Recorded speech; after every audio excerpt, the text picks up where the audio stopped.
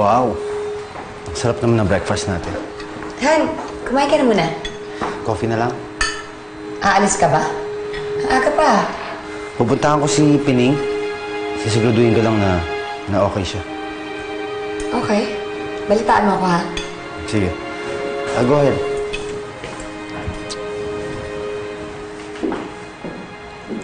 Hindi ka ba kinakabahan? Baka ma-convince ni Jonas si Pining na magsalita. His words against my threats. Hawak ko sa leeg si Pining.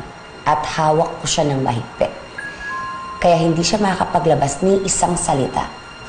Mag-aaksaya lang ng panahon si Jonas.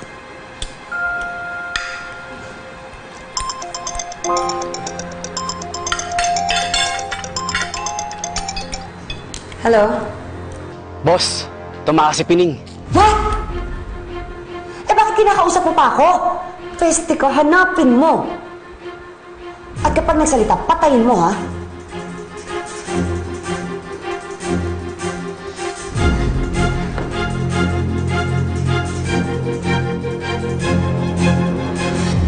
Okay, ikaw na lang muna mag-ayos nito. Wala ako sa pumunta sa office. No worries, madam. Kahit naman siguro ako nasa posisyon niyo, di ba? Hindi kasi ako nakatulog kagabi.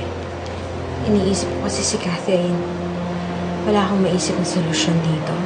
Naiisip ko lang, kailangan ko lang talaga makausap si Pining. Pero paano ko naman makakausap yun? Eh kung kakampi siya sa kalaban. Sabi ni Benedict sa akin, himala lang talaga yung nangyari.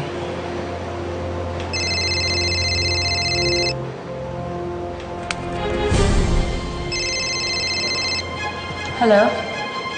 Hello? Ma'am Isabel? Si Pining po to. Pwede po ba tayo magkita ngayon? Sasabihin ko na po yung nalalaman ko. Oo. Pwede tayong magkita ngayon. Isasama ko na rin si Catherine para malaman niya na walang kasalanan ng nanay niya. Sige, maraming salamat.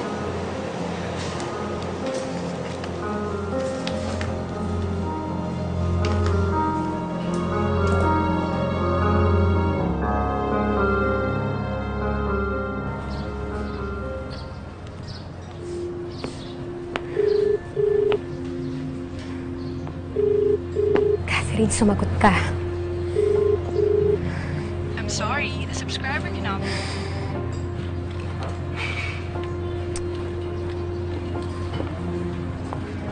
Catherine?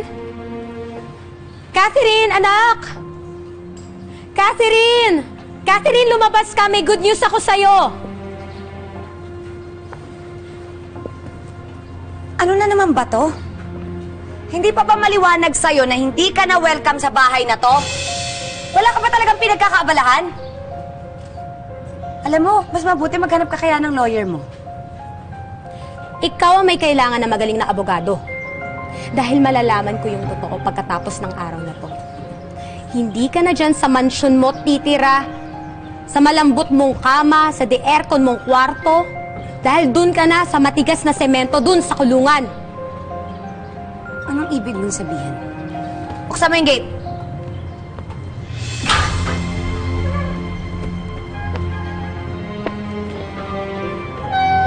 Nasa akin ang alas, Scarlett. Anak, halika na. Papatunayan ko sa'yo wala akong kasalanan. Bitawan mo ang anak ko. Hindi ako sasama sa inyo. Kaya amis na lang kayo. Narinig mo? Umalis ka na.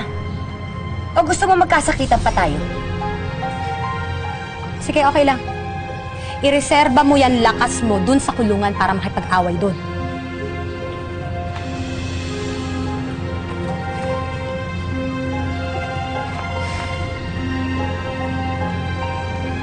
Babalik ako, anak. Babawiin ko ang tiwala mo sa akin.